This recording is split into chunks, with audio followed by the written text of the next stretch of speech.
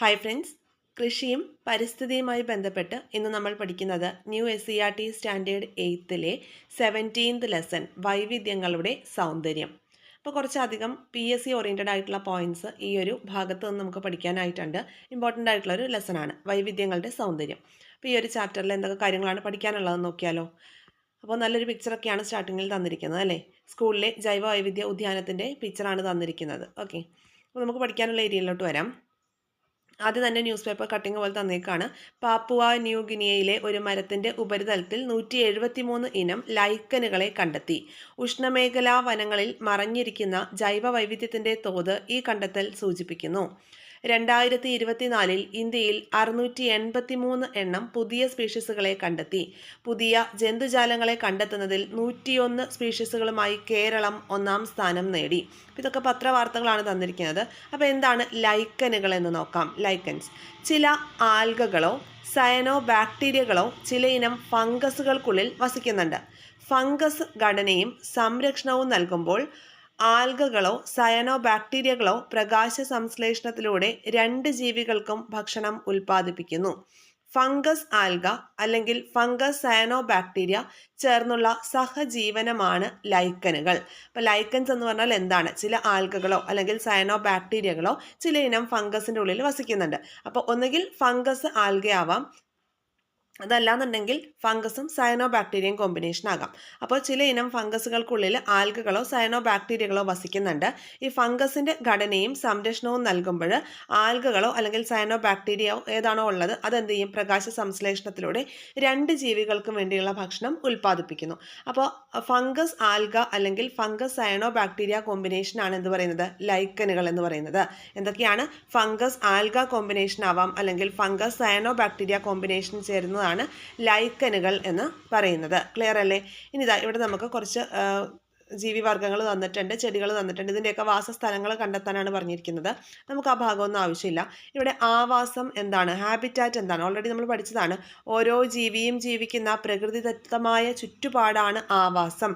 ഓരോ ജീവിയും ജീവിക്കുന്ന പ്രകൃതിദത്തമായ ചുറ്റുപാടിനെയാണ് ആവാസം എന്ന് വിളിക്കുന്നത്, ഹാബിറ്റാറ്റ് എന്ന് വിളിക്കുന്നത്. അപ്പോൾ കോറൽ റീഫ്, കണ്ടൽ കാട്, മരുഭൂമി, നീർത്തടങ്ങളൊക്കെ നമുക്ക് തന്നിട്ടുണ്ട്. ഇതൊക്കെ ആവാസങ്ങളിൽ മാത്രം, ഈ ആവാസ വ്യവസ്ഥകളിൽ മാത്രം കാണപ്പെടുന്ന ജീവികൾ ഏതൊക്കെയാണെന്നൊക്കെയാണ് ചോദ്യങ്ങൾ. ഇനി ആവാസ വ്യവസ്ഥ എന്താണ്? എക്കോസിസ്റ്റം എന്താണെന്ന് നോക്കാം. ഒരു നിശ്ചിത സ്ഥലത്ത് കാണപ്പെടുന്ന പരസ്പരം ആശ്രയിക്കുന്ന സസ്യങ്ങളും ജന്തുക്കളും സൂക്ഷ്മജീവികളും അജീവീയ ഘടകങ്ങളും ചേർന്നതാണ് എക്കോസിസ്റ്റം അല്ലെങ്കിൽ ആവാസ വ്യവസ്ഥ. അപ്പോൾ ഒരു നിശ്ചിത സ്ഥലത്ത് കാണപ്പെടുന്ന പരസ്പരം ആശ്രയിക്കുന്ന സസ്യങ്ങളും ജന്തുക്കളും സൂക്ഷ്മജീവികളും അജീവീയ ഘടകങ്ങളും എല്ലാം ചേരുന്നതാണ് ആവാസ വ്യവസ്ഥ അല്ലെങ്കിൽ എക്കോസിസ്റ്റം എന്ന് പറയുന്നത്. ആവാസ വ്യവസ്ഥ ജീവമണ്ഡലത്തിന്റെ നിലനിൽപ്പിന്റെ അടിസ്ഥാന ഘടകമാണ്. എക്കോസിസ്റ്റം എന്ന് പറയുന്നത് ജീവമണ്ഡലത്തിന്റെ നിലനിൽപ്പിന്റെ ഏറ്റവും അടിസ്ഥാന ഘടകമാണ്. വൈവിധ്യമാർന്ന ആവാസ വ്യവസ്ഥകൾ ചേർന്നതാണ് ഭൂമിയിലെ ജീവമണ്ഡലം. അപ്പോൾ ജീവമണ്ഡലം എന്ന് പറയുമ്പോൾ അതിലെന്തുണ്ട്? ഒരുപാട് ആവാസ വ്യവസ്ഥകളുണ്ട്. ഒരു ആവാസ വ്യവസ്ഥ എന്ന് പറയുമ്പോൾ ഒരു നിശ്ചിത സ്ഥലത്ത് കാണപ്പെടുന്ന പരസ്പരം ആശ്രയിക്കുന്ന സസ്യങ്ങൾ, ജന്തുക്കൾ, സൂക്ഷ്മജീവികൾ, അജീവീയ ഘടകങ്ങൾ എന്നിവ ചേർന്നതാണ്. അപ്പോൾ ആവാസ വ്യവസ്ഥ അല്ലെങ്കിൽ എക്കോസിസ്റ്റം എന്ന് പറയുന്നതോ വൈവിധ്യമാർന്ന ആവാസ വ്യവസ്ഥകൾ ചേർന്നിട്ടാണ് എന്ത് ചെയ്യുന്നത്? ജീവമണ്ഡലം ഉണ്ടാകുന്നത്. അങ്ങനെയുള്ള ഡിഫറെന്റ് എക്കോസിസ്റ്റംസ് ചേർന്നിട്ടാണ് എന്ത് ഫോം ചെയ്യുന്നത്? ബയോസ്ഫിയർ അല്ലെങ്കിൽ ജീവമണ്ഡലം ഫോം ചെയ്യുന്നത്. അപ്പോൾ ഓരോ ആവാസ വ്യവസ്ഥയിലും ഉണ്ട് എന്തുണ്ട്? വൈവിധ്യമാർന്ന ജന്തു സസ്യജാലങ്ങളൊക്കെ ഉണ്ട് അല്ലേ. ഓക്കെ, അപ്പോൾ നമുക്ക് ബാക്കി ഭാഗത്തോട്ട് വരാം. ഇനി ഉറുമ്പുകളെ കുറിച്ചൊരു കൗതുക വാർത്ത തന്നിട്ടുണ്ട്. ലോകത്തെമ്പാടുമായി 15,000-ലധികം ഇനം ഉറുമ്പുകളെ ശാസ്ത്രജ്ഞർ കണ്ടെത്തി പേരിട്ടിട്ടുണ്ട്. കാടുകളിലും മരുഭൂമികളിലും മണ്ണിനടിയിലും ഇനിയും ധാരാളം ഇനങ്ങൾ ഉണ്ടാകുമെന്ന് കരുതപ്പെടുന്നു. കേട്ടോ, ഉറുമ്പുകളുടെ വൈവിധ്യത്തെക്കുറിച്ചാണ് പറയുന്നത്. അതായത് 100 ദശലക്ഷം വർഷങ്ങളിലേറെയായി ഉറുമ്പുകൾ ഭൂമിയിൽ കാണപ്പെടുന്നുണ്ട്. മരുഭൂമികൾ, മഴക്കാടുകൾ, പർവ്വതങ്ങൾ എന്നിങ്ങനെ പല സ്ഥലങ്ങളിൽ അതിജീവിക്കാൻ അവയ്ക്ക് കഴിയുന്നുണ്ട്. ആവാസത്തോട് ഇണങ്ങി കഴിയുവാനുള്ള അനുകൂലനം എന്ന് വെച്ചാൽ അഡാപ്റ്റേഷൻസ് പരിണമിച്ചു എന്നതാണ് ഇത്രയധികം ഇനങ്ങൾ രൂപപ്പെടാനുള്ള കാരണം എന്നാണ് പറയുന്നത്. ഇനി ബയോഡൈവേഴ്സിറ്റിയെ കുറിച്ചാണ് പറയുന്നത്. ജൈവ വൈവിധ്യം. ജൈവ വൈവിധ്യത്തിൻ്റെ വിവിധ തലങ്ങളെക്കുറിച്ചാണ് നമുക്ക് തന്നിരിക്കുന്നത്. നോക്കാം. ആദ്യം ആവാസ വ്യവസ്ഥാ വൈവിധ്യം. ആവാസ വ്യവസ്ഥാ തലത്തിലെ വൈവിധ്യം, എക്കോസിസ്റ്റം ഡൈവേഴ്സിറ്റി. പിന്നെ ജീവജാതി വൈവിധ്യം, അതായത് സ്പീഷീസ് തലത്തിലെ വൈവിധ്യമാണ് ഉദ്ദേശിക്കുന്നത്, ജീവജാതി വൈവിധ്യം. പിന്നെ ജനിതക വൈവിധ്യം, ഒരു സ്പീഷീസിലെ തന്നെ ഡിഫറെൻ്റ് ആയിട്ടുള്ള വെറൈറ്റീസിനെ കുറിച്ചാണ് പറയുന്നത്. ഇപ്പോൾ ഉറുമ്പുകളുടെ കാര്യം പറഞ്ഞു. എന്താണ്, 15,000-ത്തിലധികം ഇനം ഉറുമ്പുകളെ കണ്ടെത്തിയിട്ടുണ്ടെന്നാണ് പറയുന്നത്. അപ്പോൾ ബയോഡൈവേഴ്സിറ്റി എന്ന് പറയുമ്പോൾ അതിൽ തന്നെ ഡൈവേഴ്സിറ്റീസ് ഉണ്ട്. ഏതിലൊക്കെ? എക്കോസിസ്റ്റത്തിൽ ഡൈവേഴ്സിറ്റി വരുന്നുണ്ട്, സ്പീഷീസ് ഡൈവേഴ്സിറ്റി വരുന്നുണ്ട്, ജനറ്റിക് ഡൈവേഴ്സിറ്റി വരുന്നുണ്ട്. അപ്പോൾ ഇന്ത്യയിൽ 50,000-ത്തിലധികം അരി ഇനങ്ങളും 1,000-ത്തിലധികം മാവിനങ്ങളും ഉണ്ട്. അപ്പോൾ ഏതിലാണ് അത് വരിക? അത് വരുന്നത് ജനിതക വൈവിധ്യത്തിലാണ് വരിക, അല്ലേ? പിന്നെ വരുന്നത്, ഒരു വനത്തിൽ ആനകൾ, കുരങ്ങുകൾ, പക്ഷികൾ, പാമ്പുകൾ, പുല്ലുകൾ തുടങ്ങി ബാക്ടീരിയകൾ അങ്ങനെയൊക്കെ ഉണ്ട്. അപ്പോൾ അത് ഏതിലാണ് വരിക? അത് വരുന്നത് ജീവജാതി വൈവിധ്യത്തിലാണ് വരിക, അല്ലെ? ജീവജാതി വൈവിധ്യം. ഇനി അടുത്തൊരു കാരണം തന്നിരിക്കുന്ന, ഒരു ഗ്രാമത്തിൽ വയലുകളും തെങ്ങിൻ തോപ്പുകളും കുന്നുകളും നദികളും ചതുപ്പുകളും ഒക്കെ ഉണ്ട്. അത് ഏതിൽ വരും? അത് ആവാസ വ്യവസ്ഥാ വൈവിധ്യത്തിലും വരും. ഓക്കെ അല്ലേ? ഇനി നമുക്കൊരു ഡെഫിനിഷൻ പഠിക്കാം. ജൈവ വൈവിധ്യം എന്നതിനൊരു ഡെഫിനിഷൻ: ഭൂമിയിൽ വസിക്കുന്ന സസ്യങ്ങൾ, ജന്തുക്കൾ, സൂക്ഷ്മജീവികൾ തുടങ്ങി വൈവിധ്യമാർന്ന മുഴുവൻ ജീവസമൂഹങ്ങളും അവയുടെ ആവാസവും ചേരുന്നതാണ് ജൈവ വൈവിധ്യം.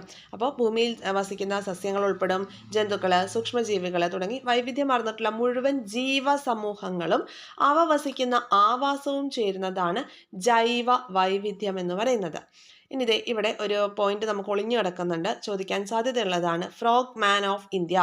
ഫ്രോഗ് മാൻ ഓഫ് ഇന്ത്യ എന്നറിയപ്പെടുന്നത് ആര്? സത്യഭാമ ദാസ് ബിജു. സത്യഭാമ ദാസ് ബിജു, SD ബിജു എന്നും അറിയപ്പെടുന്നുണ്ട്. ഡോക്ടർ സത്യഭാമ ദാസ് ബിജു അല്ലെങ്കിൽ SD ബിജുവിനെയാണ് ഫ്രോഗ് മാൻ ഓഫ് ഇന്ത്യ എന്നറിയപ്പെടുന്നത്. പശ്ചിമഘട്ടത്തിലെ നിരവധി പുതിയ ഇനം തവളകളെ അദ്ദേഹം കണ്ടെത്തിയിട്ടുണ്ട്.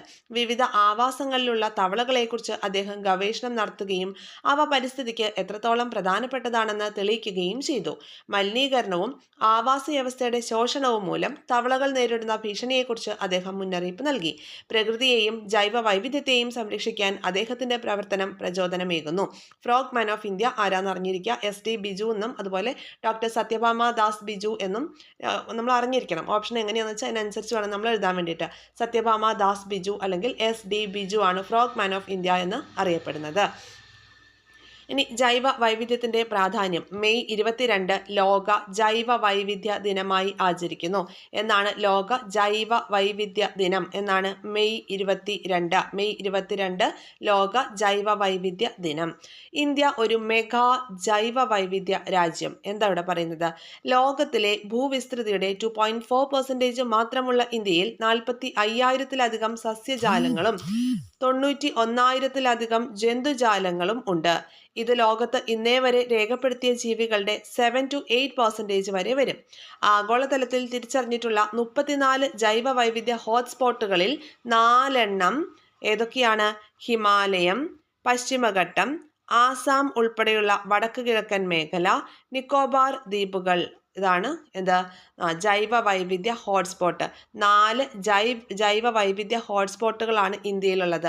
ആഗോളതലത്തിൽ തിരിച്ചറിഞ്ഞിട്ടുള്ള 34 ജൈവ വൈവിധ്യ സ്പോട്ടുകളിൽ 4 മൊത്തം ആഗോളതലത്തിൽ 34 അതിൽ 4 എവിടെയാണ്? ഇന്ത്യയിലാണ്. ഏതൊക്കെയാണ്? ഹിമാലയം, പശ്ചിമഘട്ടം, ആസാം ഉൾപ്പെടെയുള്ള വടക്ക് കിഴക്കൻ മേഖല, കൂടാതെ നിക്കോബാർ ദ്വീപുകൾ. ഇതാണ് ഇന്ത്യയിലെ 4 ഹോട്ട്സ്പോട്ടുകൾ. ഓക്കെ, ജൈവ വൈവിധ്യ ഹോട്ട്സ്പോട്ടുകൾ അറിഞ്ഞിരിക്കുക. ആഗോളതലത്തിൽ തിരിച്ചറിഞ്ഞിട്ടുള്ള 34 ജൈവ വൈവിധ്യ ഹോട്ട്സ്പോട്ടുകളിൽ 4 ഇന്ത്യയിലാണ്. ഹിമാലയം, പശ്ചിമഘട്ടം, ആസാം ഉൾപ്പെടെയുള്ള വടക്ക് കിഴക്കൻ മേഖല, നിക്കോബാർ ദ്വീപുകൾ എന്നിവയാണ് അത്. ഇനി അടുത്തൊരു ഭാഗത്തേക്ക് വരാം. ഇവിടെ മനുഷ്യനുൾപ്പെടെയുള്ള ജീവജാലങ്ങളുടെ നിലനിൽപ്പിന് ജൈവ വൈവിധ്യം വഹിക്കുന്ന പങ്ക് എന്താണെന്നും അതുപോലെ ജൈവ വൈവിധ്യം ഓരോ ജീവിക്കും എങ്ങനെ പ്രയോജനപ്പെടുന്നു എന്നും ഒക്കെ വിവരശേഖരണം നൽകാനാണ് കുട്ടികളോട് പറഞ്ഞിരിക്കുന്നത്. അത് സെമിനാറിന് ഉപവിഷയങ്ങളൊക്കെ കൊടുത്തിട്ടുണ്ട്. നമുക്കത് ആവശ്യമില്ല. ഇവിടെ നോക്കൂ, ജൈവ വൈവിധ്യവും ആവാസ വ്യവസ്ഥയുടെ സന്തുലിതാവസ്ഥയും. ഇവിടെ എന്തിനെക്കുറിച്ച് തന്നിരിക്കുന്നത്? ഇവിടെ കണ്ടോ, ഒരു ചിത്രീകരണമാണ് തന്നിരിക്കുന്നത്. നോക്കാം. നെല്ല് ഒരു ഫുഡ് ചെയിൻ ആണ് തന്നിരിക്കുന്നത്. അപ്പോൾ എങ്ങനെയാണ് ഉൽപ്പാദകർ കൺസ്യൂമേഴ്സ് എന്നുള്ള രീതിയിലാണ് തരുന്നത്. അപ്പോൾ ഈ ഒരു ഫുഡ് ചെയിൻ കറക്റ്റായിട്ടൊന്ന് മനസ്സിലാക്കുക. നെല്ല്, എലി, പാമ്പ്, പരുന്ത് ഒരു ഫുഡ് ചെയിൻ ആണ്. അപ്പോൾ അതിൽ നെല്ലാണ് എന്ത് ചെയ്യുന്നത്, ഉൽപ്പാദകർ എന്ന് പറയുമ്പോൾ സസ്യങ്ങളാണ് വരുന്നത് അല്ലേ. സസ്യങ്ങളാണ് സ്വയമേവ എന്ത് ചെയ്യുന്നത്, ഫുഡ് പ്രൊഡ്യൂസ് ചെയ്യുന്നത് ത്രൂ ഫോട്ടോസിന്തസിസ്. അത് നമ്മൾ പഠിച്ചിട്ടുള്ളതാണ്. അപ്പോൾ സസ്യങ്ങളെയാണ് നമുക്ക് എന്ത് പറയുന്നത്, ഉൽപ്പാദകർ എന്ന ഗണത്തിൽ പെടുത്താവുന്നത്. അപ്പോൾ പ്രാഥമിക ഉപഭോക്താവ് നെല്ല് തിന്ന് ജീവിക്കുന്ന എലിയാണ് എന്ത് ചെയ്യുന്നത്, നെല്ലിനെ ഡയറക്റ്റ് ആയിട്ട് കൺസ്യൂം ചെയ്യുന്നത്. അപ്പോൾ അതുകൊണ്ട് ഫസ്റ്റ് കൺസ്യൂമർ എന്ന രീതിയിൽ പ്രാഥമിക ഉപഭോക്താവ് ആരാണ് ഇവിടെ, എലിയെ തിന്ന് ജീവിക്കുന്ന പാമ്പ്, അപ്പോൾ ദ്വിതീയ ഉപഭോക്താവ്. ഇനി ഈ പാമ്പിനെ തിന്ന് ജീവിക്കുന്ന പരുന്താണെങ്കിൽ തൃതീയ ഉപഭോക്താവ്. അപ്പോൾ ആ ഒരു ഫുഡ് ചെയിൻ മനസ്സിലാക്കി വെക്കുക. പിന്നെ ഡയറക്റ്റ് ഇവിടെ വിഘാടകർ തന്നിട്ടുണ്ട്. വിഘാടകർ ബാക്ടീരിയ ആവാം, ഫംഗസ് ആവാം, അങ്ങനെ സൂക്ഷ്മജീവികളാണ് വിഘാടകരായിട്ട് വരുന്നത് അല്ലേ. നെല്ല് അവിടെ നശിച്ചു പോയിട്ടുണ്ടെങ്കിൽ അവിടെ ബാക്ടീരിയയും ഫംഗസും വേണം അതിൻ്റെ വിഘടനം നടക്കണമെങ്കിൽ. എലി ചത്തുപോയാൽ എലിയെ മണ്ണിനോട് ചേർക്കണമെങ്കിൽ ബാക്ടീരിയയും ഫംഗസും വേണം അല്ലേ. പാമ്പാണെങ്കിലും ശരി, പരുന്താണെങ്കിലും ശരി, ആ ഒരു സംഭവം നശിച്ചു പോയിട്ടുണ്ടെങ്കിൽ അതിനെ വിഘടിപ്പിക്കാൻ വേണ്ടിയിട്ട് എന്ത് വേണം, സൂക്ഷ്മജീവികൾ വേണം അല്ലേ, അല്ലെങ്കിൽ വിഘാടകർ വേണം. വിഘാടകർ അല്ലെങ്കിൽ ഡീകമ്പോസേഴ്സിനെ കുറിച്ച് നോക്കാം. ഡീകമ്പോസേഴ്സ് ഇല്ലെങ്കിൽ നമ്മുടെ ഈ ലോകം ഇങ്ങനെ നിലനിൽക്കുമോ അല്ല. ചത്ത് കിടക്കുന്ന ഏതൊരു ജീവിയും എന്താണ്, അതിൻ്റെ കോംപ്ലക്സ് ആയിട്ടുള്ള തന്മാത്രകൾ സിമ്പിൾ തന്മാത്രകളാക്കി മാറ്റി പ്രകൃതിയോട് ഇണക്കി ചേർക്കുന്നത് ആരാണ്, വിഘാടകരാണ്. അപ്പോൾ ആവാസ വ്യവസ്ഥയിലെ മൃതശരീരങ്ങളിലെയും മറ്റ് അവശിഷ്ടങ്ങളിലെയും സങ്കീർണ തന്മാത്രകളെ വിഘടിപ്പിച്ച് ലഘു തന്മാത്രകളാക്കി പ്രകൃതിയിലേക്ക് തിരിച്ചെത്തിക്കുന്ന ബാക്ടീരിയ, ഫംഗസ് തുടങ്ങിയ ജീവികളെയാണ് വിഘാടകർ എന്ന് പറയുന്നത്. ബാക്ടീരിയ, ഫംഗസ് എന്നിവയാണ് വിഘാടകർ. അവരെന്താ ചെയ്യുന്നത്, മൃത അവശിഷ്ടങ്ങളിലെയും മറ്റ് അവശിഷ്ടങ്ങളിലെയും ഒക്കെ സങ്കീർണ തന്മാത്രകളെ വിഘടിപ്പിച്ച് ലഘുവായിട്ടുള്ള തന്മാത്രകളാക്കി പ്രകൃതിയിലേക്ക് ചേർക്കുന്നു അല്ലേ. അപ്പോൾ ആ ഡ്യൂട്ടി ചെയ്യുന്നത് ആരാണ്, ഡീകമ്പോസിങ് ഡ്യൂട്ടി ചെയ്യുന്നത് ബാക്ടീരിയകളും ഫംഗസുകളും ആണ്. ഓക്കെ അല്ലേ. ഇനി അടുത്തൊരു ഭാഗത്ത് ഒരു ആവാസ വ്യവസ്ഥയിൽ കാണപ്പെടുന്ന പരസ്പരം ബന്ധപ്പെട്ട് കിടക്കുന്ന ആഹാര ശൃംഖലകളാണ് ആഹാര ശൃംഖലാജാലം അല്ലെങ്കിൽ ഫുഡ് വെബ്. അപ്പോൾ ഒരു സിംഗിൾ ആയിട്ടുള്ള ഒരു ചെയിൻ ആണെങ്കിൽ നമ്മളതിനെ എന്താ പറയുന്നത്, ഫുഡ് ചെയിൻ എന്ന് പറയും. ഇപ്പോൾ നമ്മളിവിടെ പരിചയപ്പെട്ടതുപോലെ നെല്ല്, എലി, പാമ്പ്, പരുന്ത്, ഇതെന്താണ്, ഇതൊരു ഫുഡ് ചെയിൻ ആണ്. ഇനി ഇങ്ങനെ കോംപ്ലക്സ് ആയിട്ടുള്ള ഫുഡ് ചെയിനുകൾ ചേരുമ്പോഴാണ് എന്തായി മാറുക, ഫുഡ് വെബ് ആയിട്ട് മാറുന്നത്. അപ്പോൾ ഫുഡ് വെബ് എന്ന് പറയുന്നത് ഒരു ആവാസ വ്യവസ്ഥയിൽ കാണപ്പെടുന്ന പരസ്പരം ബന്ധപ്പെട്ട് കിടക്കുന്ന ആഹാര ശൃംഖലാജാലങ്ങളാണ് ആഹാര ശൃംഖലാജാലം എന്ന് പറയുന്നത്. പരസ്പരം റിലേറ്റഡ് ആയിട്ടുള്ള ഫുഡ് ചെയിനുകളാണ് ഫുഡ് വെബ് എന്ന് പറയുന്നത്. ഓക്കെ അല്ലേ. അപ്പോൾ ഇവിടെ കുറച്ചധികം തന്നിട്ടുണ്ട്. നമുക്ക് അതിൽ നിന്ന് എന്ത് ചെയ്യാം, ഡിഫറെൻ്റ് ആയിട്ടുള്ള ഫുഡ് ചെയിൻസ് ഉണ്ടാക്കാം അല്ലേ. ആ ഫുഡ് ചെയിൻസ് എല്ലാം കൂടി ചേർന്ന് ഇന്റർ കണക്റ്റഡ് ആക്കി നമുക്ക് ഫുഡ് വെബും പ്രിപ്പയർ ചെയ്യാം. ഇനി പോഷണ തലങ്ങളെ കുറിച്ചാണ് പറയുന്നത്. പോഷണ തലങ്ങളിലേക്ക് പോകുന്നതിന് മുമ്പ് ഈ ഒരു ഫുഡ് ചെയിൻ ഒന്നുകൂടി നോക്കുക. ഇവിടെ ഇത് ഫുഡ് ചെയിൻ ആണ്, മാറിപ്പോവരുത്. ഇത് ഫുഡ് ചെയിൻ ആണ് നമുക്ക് തന്നിരിക്കുന്നത്. ഇവിടെ എന്താണ്, നെല്ല് ഉൽപ്പാദകർ.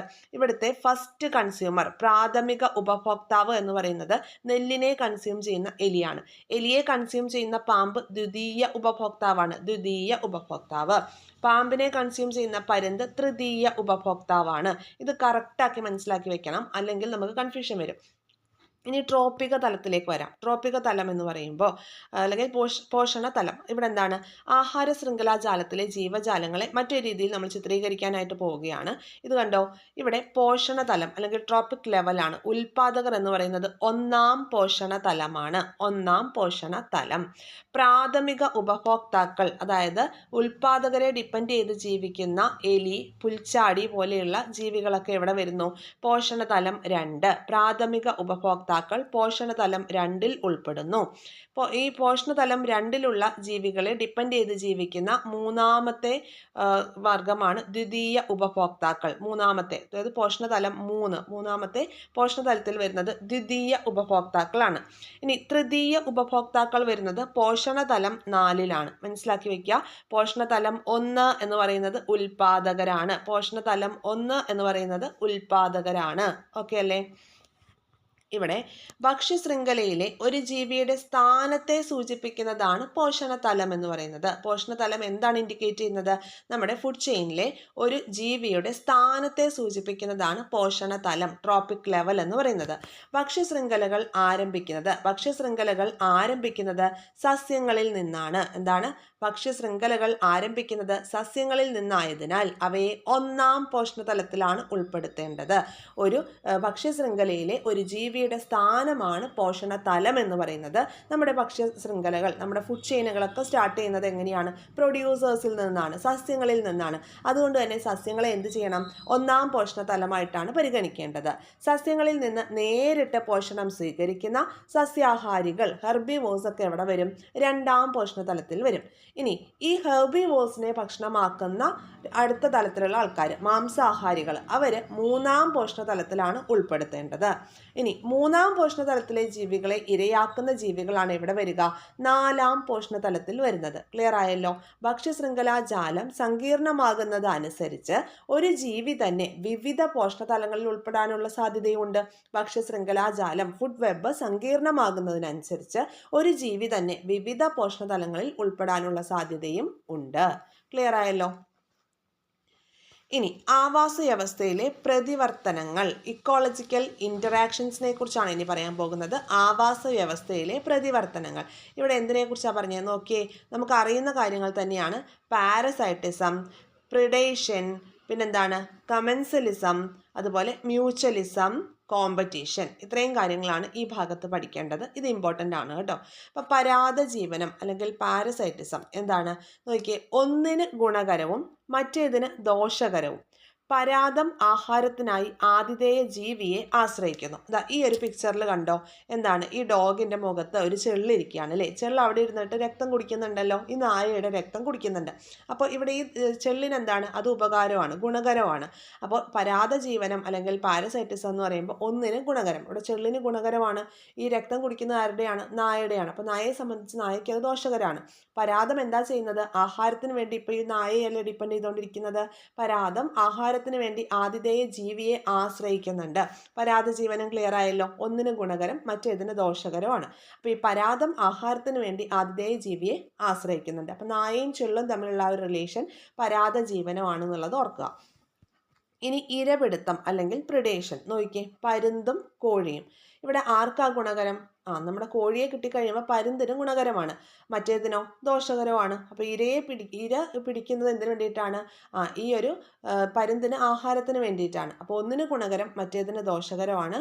ഇര പിടിയന് ഭക്ഷണം കിട്ടുകയാണ് ഇവിടെ ചെയ്യുന്നത്. മറ്റേ ജീവിയെ സംബന്ധിച്ചിടത്തോളം അതിൻ്റെ ജീവന് തന്നെ അത് അപകടമാണ് അല്ലേ. അപ്പോൾ ഇരപിടുത്തം അല്ലെങ്കിൽ പ്രിഡേഷൻ, പരുന്ത് കോഴിയും തമ്മിലുള്ള റിലേഷൻ എന്ന് പറയുന്നത് ഇരപിടുത്തം. ക്ലിയർ ആയല്ലോ?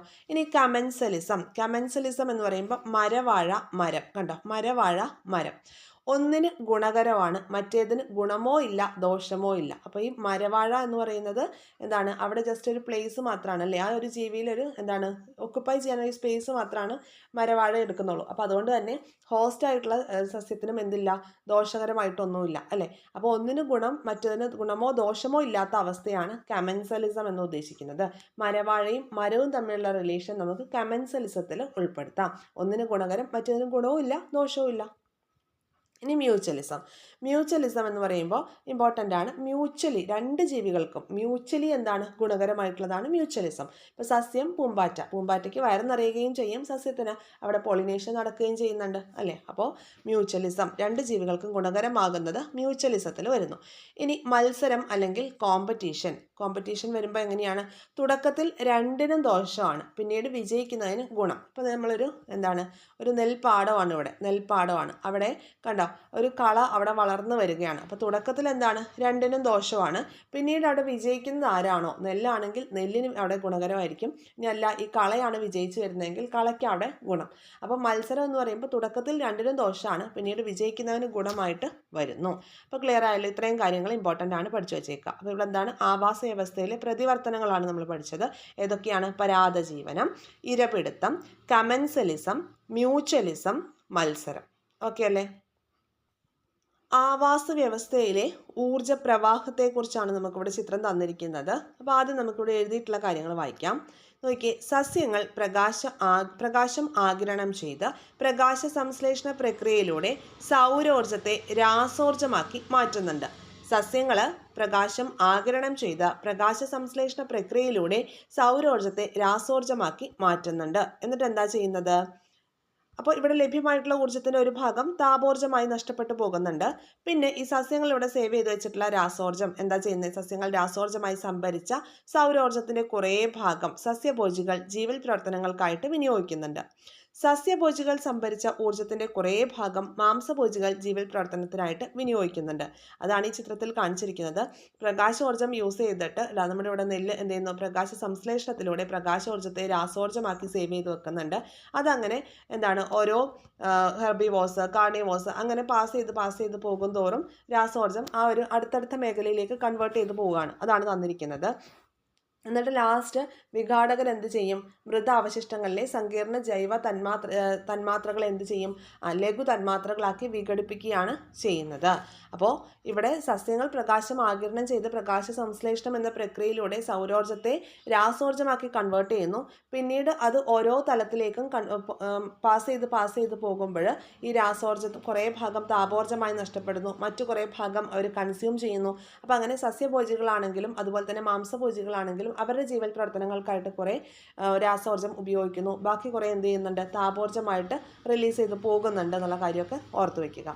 ഇനി ആവാസ വ്യവസ്ഥയിലെ ദ്രവ്യപ്രവാഹം എന്താ ഇവിടെ പറയുന്നത്, കാർബൺ ചക്രത്തെക്കുറിച്ചാണ് ആദ്യം പറയുന്നത്. നോക്കാം.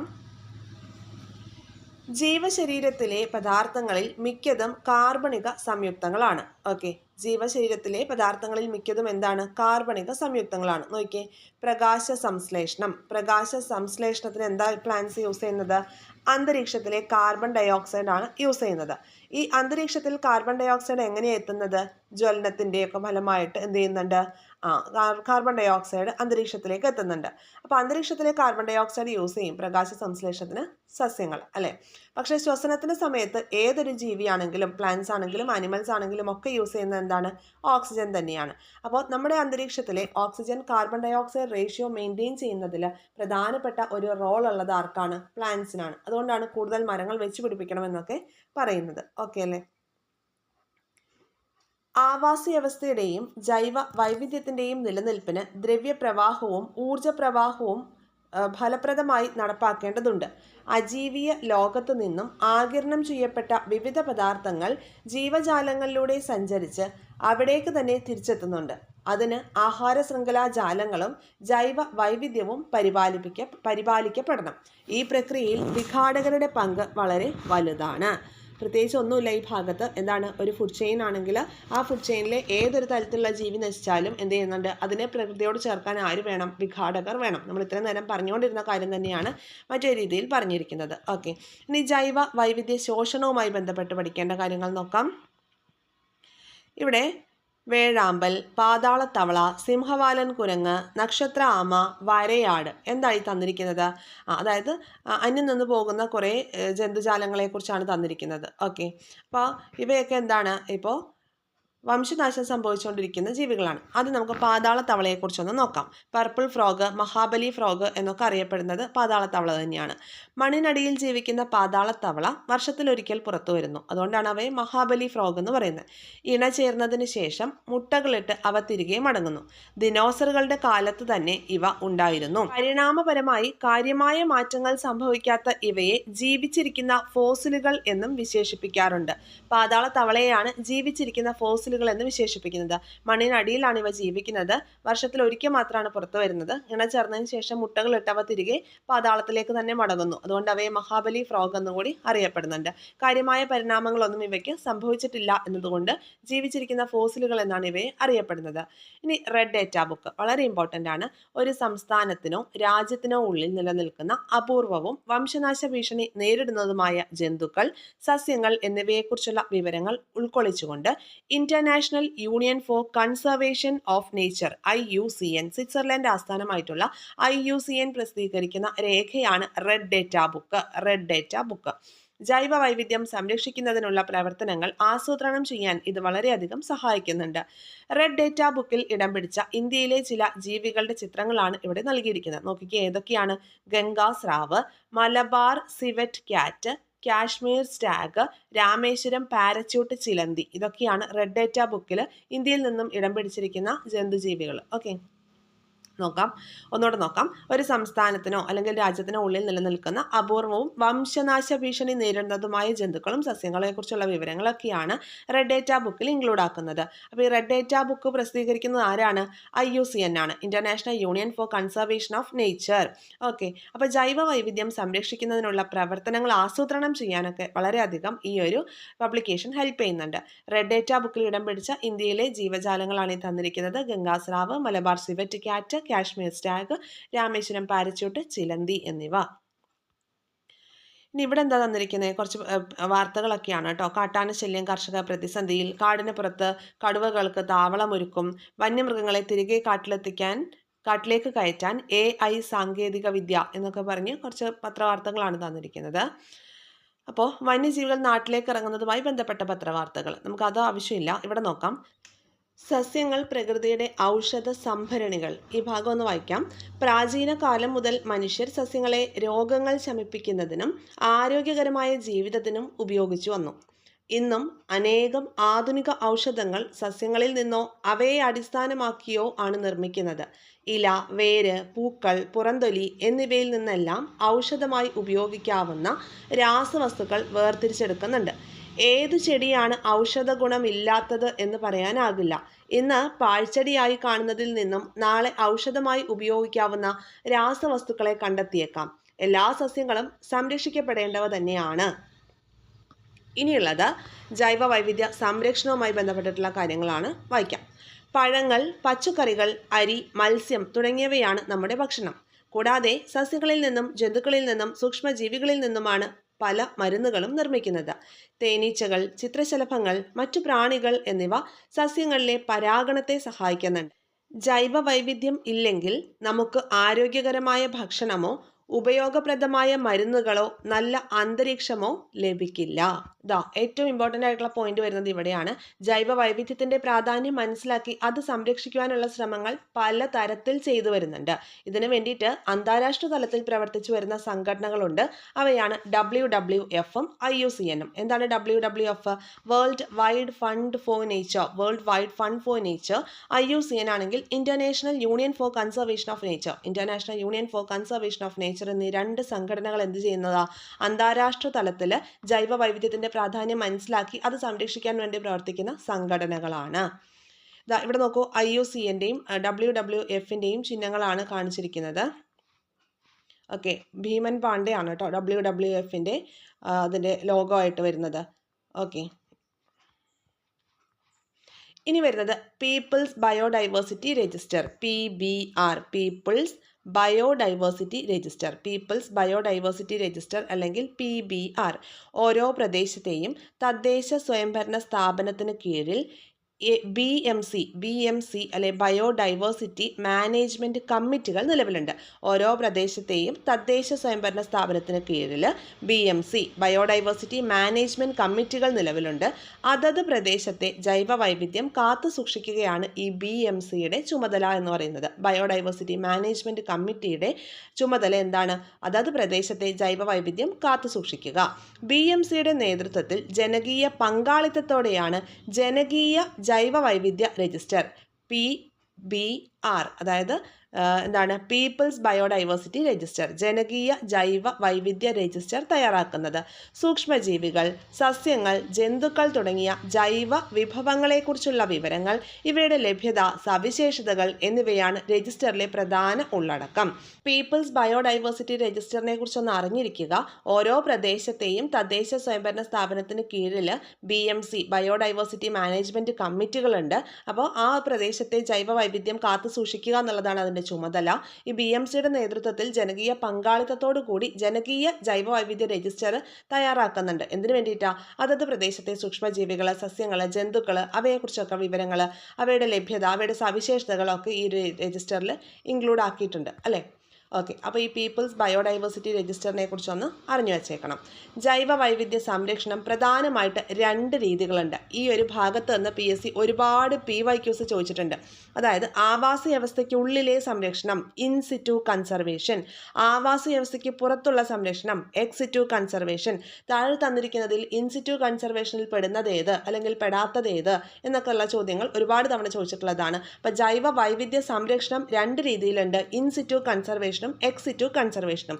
ആവാസ വ്യവസ്ഥയ്ക്ക് ഉള്ളിൽ തന്നെ വെച്ച് സംരക്ഷിക്കുന്നത് ഇൻസിറ്റു കൺസർവേഷൻ എന്നും ആവാസ വ്യവസ്ഥയ്ക്ക് പുറത്തുള്ള സംരക്ഷണത്തെ എക്സിറ്റു കൺസർവേഷൻ എന്നും പറയുന്നു. അപ്പോൾ ഇനി ഓരോന്നിലും ഇൻക്ലൂഡഡ് ആവുന്ന എന്തൊക്കെയാണെന്ന് നോക്കാം. ആവാസ വ്യവസ്ഥയ്ക്ക് ഉള്ളിലെ സംരക്ഷണം എന്ന് പറയുമ്പോൾ പ്രകൃതിയിലുള്ള സ്വാഭാവിക